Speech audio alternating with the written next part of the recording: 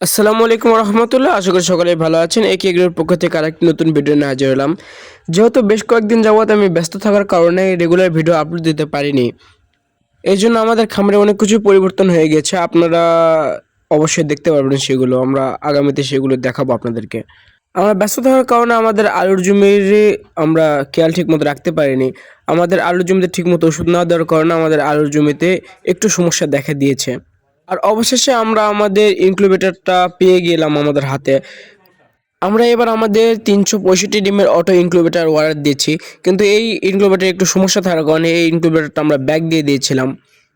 আর আমাদের যেগুলো খরগোশ বাচ্চাগুলো ছিল সেই বাচ্চাগুলোর মধ্যে একটাকে বন বিড়াল মেরে ফেলেছে এবং অপরটিকে পাওয়া যাচ্ছে না।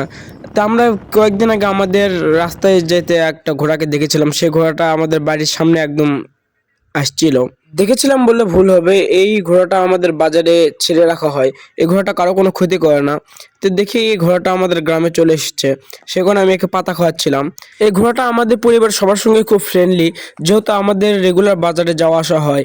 এবং এই ঘোড়াটা আমার দাদা বেঁচে থাকাকালীন এই ঘোড়াটা ছিল, এবং আমার বড় বউ এই ঘোড়ার দেখাশোনা করতো।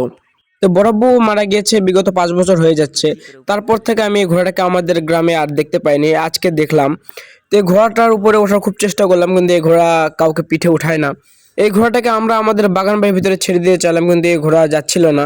এই ঘোড়াটা একদম চলে গেল বরাবর বাড়ির সামনে। আপনারা সকলে ভালো থাকবেন এবং আমাদের জন্য দোয়া করবেন। আর আমরা আমাদের ইনকিউবেটর কত দিয়ে কিনেছি সেটা আপনাদেরকে জানাবো। আসসালামু আলাইকুম রহমতুল্লাহ।